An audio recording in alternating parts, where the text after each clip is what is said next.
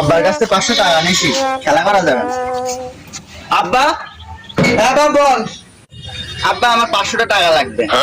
500 টাকা লাগবে? ও আচ্ছা। Thank you.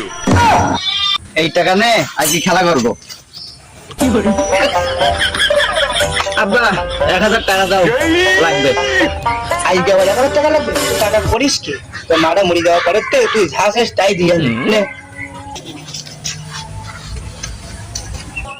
ভাববার বিষয়, ছেলে টাকা পয়সা করতেছ কি?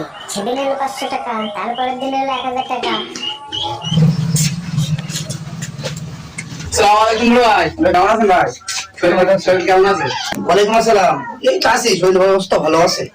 ভাই শুনলাম আপনি খুব অসুস্থ, আপনার ছেলে কি 10,000 টাকা নিয়ে গেল, আপনার অসুস্থতার কথা বলি।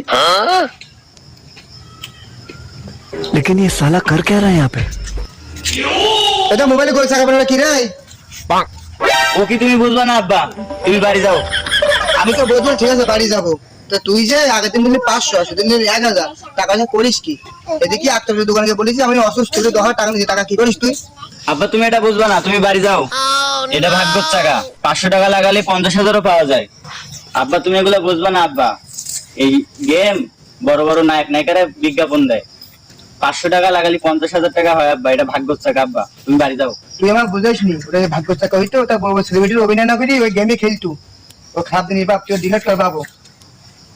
না না না, তুমি বাড়ি যাও আব্বা, তুমি এসব বুঝবা না, যাও।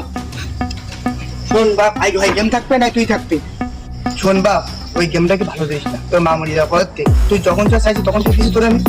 হ্যাঁ দিসাও। তাহলে বাপ তুই আমার কথা শুনে গেমটা ডেট করতে, তাহলে শোন তোর দাদা যেরকম আমার ঠিক আছে সেরকম থাকবে না। তুই যে গেম টেম খেলিস তো সব খেয়ে যাবে, আমি যেরকম তোকে থুই দেবো সেটাও নষ্ট হয়ে যাবে।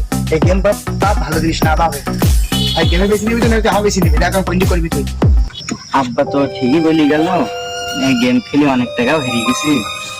না এই গেম আর খেলবো না, আব্বা রাগারাগি করতেছে, ডিলেট করে দেবো।